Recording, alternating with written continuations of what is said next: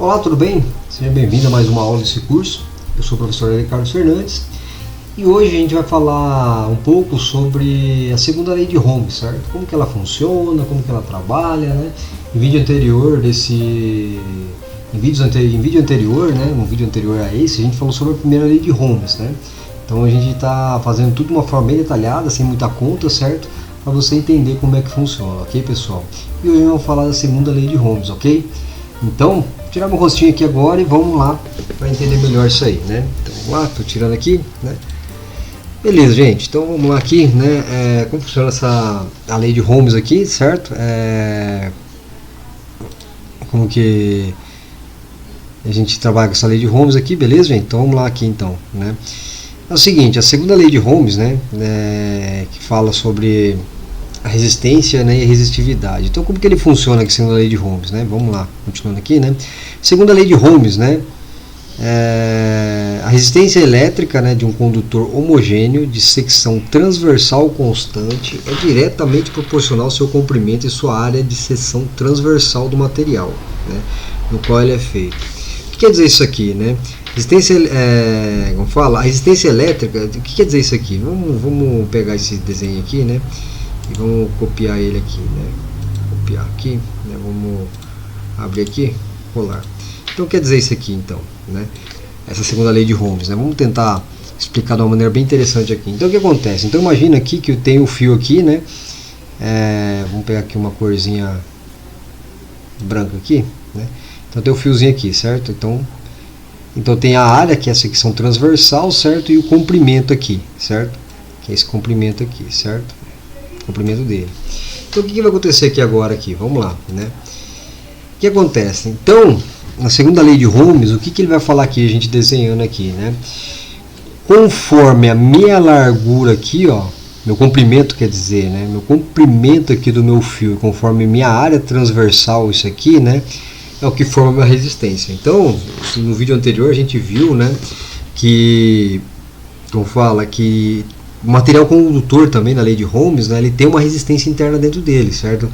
Que nem se você pegar um cobre, ele tem uma resistividade interna dele própria do próprio material, certo? Então uma resistência, né, a passagem de elétron próprio do próprio material, certo?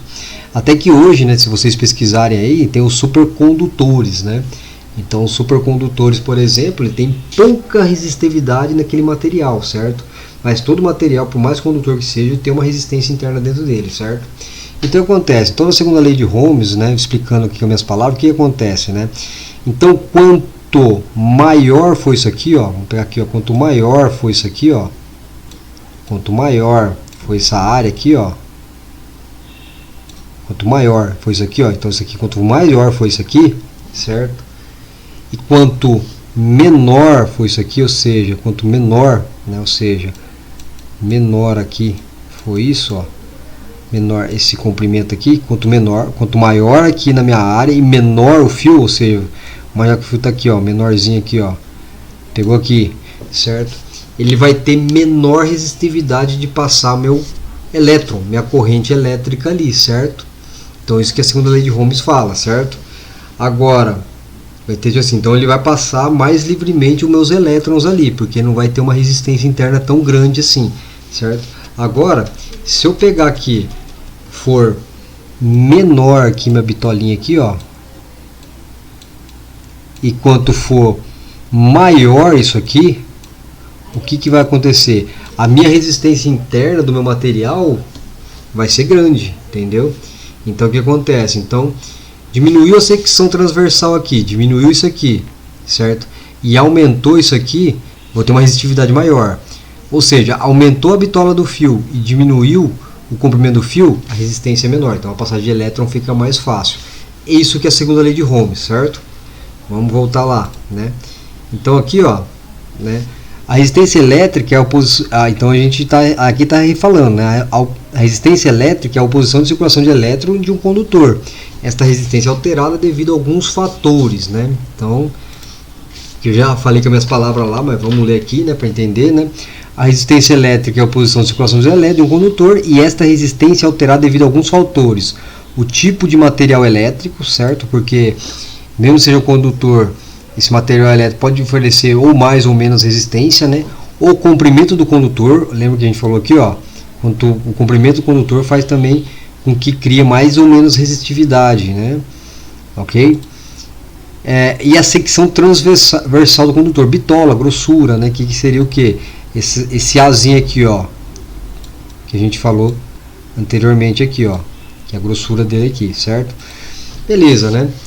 E aí o que vai acontecer aqui, né? O tipo do material é expressado através da resistividade, né?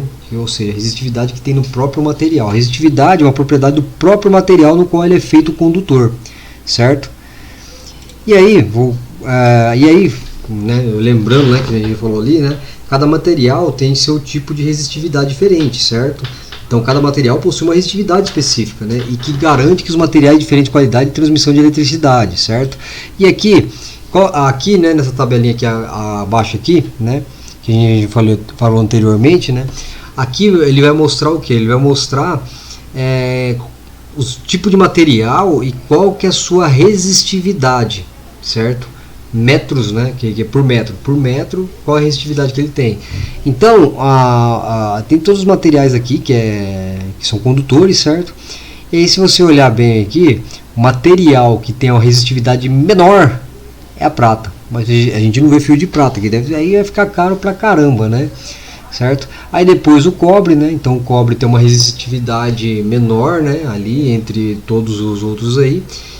O ouro tem uma resistividade já um pouco maior que o cobre, o alumínio um pouco maior, certo? Do que o cobre aí, o tungstênio bem maior e o ferro tem uma maior resistividade interna, certo? Então o ferro para ter uma menos resistividade aos elétrons tinha que ter uma bitola muito grande, né? Uma bitola maior e um fio mais curto para ter menos resistividade, certo? Beleza, gente? Então isso aqui é uma tabelinha bem simples aqui, certo? Beleza, gente? E aí, né, que nem eu já falei anteriormente com minhas palavras lá, né, que está escrito aqui o que? Quanto maior o comprimento do material, maior vai ser a influência da resistência. Então, maior o comprimento aqui, ó, maior o comprimento aqui, maior é a minha resistividade, minha resistência, né, a passagem de elétrons ali no meu condutor, né. Condutores maiores trazem resistência maior devido ao trajeto que o elétron irá percorrer no condutor, certo? Beleza, gente? E a secção pode ser comparada a um funil, né? Quanto mais fino o cabo, mais difícil será passar uma quantidade grande de elétron, né? À medida que aumentamos a secção, dando mais espaço ao trânsito de elétron. Quando ele fala de, que nem já comentou aqui, né? Então, quanto maior aqui, né? Quanto maior aqui, mais fácil a passagem de elétron. Quanto menor, mais difícil. É como se fosse um funil, né? Então, vamos dar um exemplozinho do funil lá, que nem tá no slide, né? Então, um funilzinho aqui, ó, que tá passando, ó, na garrafa aqui, certo? Tá meio feinho, mas vamos lá. E aqui vai passar água aqui para baixo. Então, se o funil, se eu colocar uma quantidade de água aqui, ele vai passar aqui para baixo, certo? Só que aqui a boca tá grande, aqui vai ter uma dificuldade para chegar aqui embaixo. Se eu alargar isso aqui mais, né? Olha a palavra, não sei nem se está certo o português. Se eu pegar, aumentar o diâmetro dele aqui, né? Deixar ele um pouco mais larguinho aqui, o que vai acontecer? Vai passar mais fácil ainda do que no fluxo de água. É a mesma coisa aqui dos elétrons, certo? Beleza, gente? Quanto maior minha bitola, mais fácil de passar os elétrons aqui. Menor, vai ter uma resistência maior, certo? É isso que a lei, segundo a lei de Ohms já fala isso aí, certo? Beleza, gente? E aí, né? Então acontece, né? E aí é o resumo de tudo aqui, né? Então, o condutor cilíndrico L de secção transversal A, veremos que sua resistência elétrica será maior quando o comprimento L, ou seja, o L aqui maior de secção transversal de A, certo? E for menor. Então, a resistência, né, a resistividade de passagem de elétron, quanto for maior esse L aqui, certo? E menor esse A, vai ter uma resistência maior. E quanto menor o comprimento de L, ou seja, menor esse comprimento de L, e a secção transversal A for maior, ou seja, a resistência vai ser mais tranquila, não vai ter tanta resistência à passagem dos elétrons, certo? Então é isso que é a ideia aqui. E aí chega a fórmula matemática de como que ele funciona aqui, certo? Então os fatores podem ser relacionados na fórmula matemática, onde que a resistência aqui é igual a ρ vezes L, sobre S, né? Onde aqui é resistência dada em ohms, né? O Rhozinho aqui, resistividade do material dado em ohms, metros, né? Então ohms, metros, né? E o L aqui é o comprimento dado em metros, né? E aqui a secção transversal em milímetros quadrados, ok, pessoal? Então, galera, vamos terminar por aqui, né? Que o videozinho já ficou bem longo, né? Então, galera, nesse vídeo aqui, o que a gente viu? A gente viu, né, todo o conceito da segunda lei de Ohm, certo? Como que ela funciona, né? A passagem de elétron, como que ela trabalha e assim por diante, certo? Então a gente viu que não é tão difícil assim, é bem tranquilo de entender a lógica dela, certo? E até a aplicação da fórmula matemática dela também bem tranquilo, beleza, pessoal? Espero que gostem desse vídeo. Se gostou, deixe seu like, se inscreva no canal e nos vemos no próximo vídeo aí. Um forte abraço a todos e até a próxima!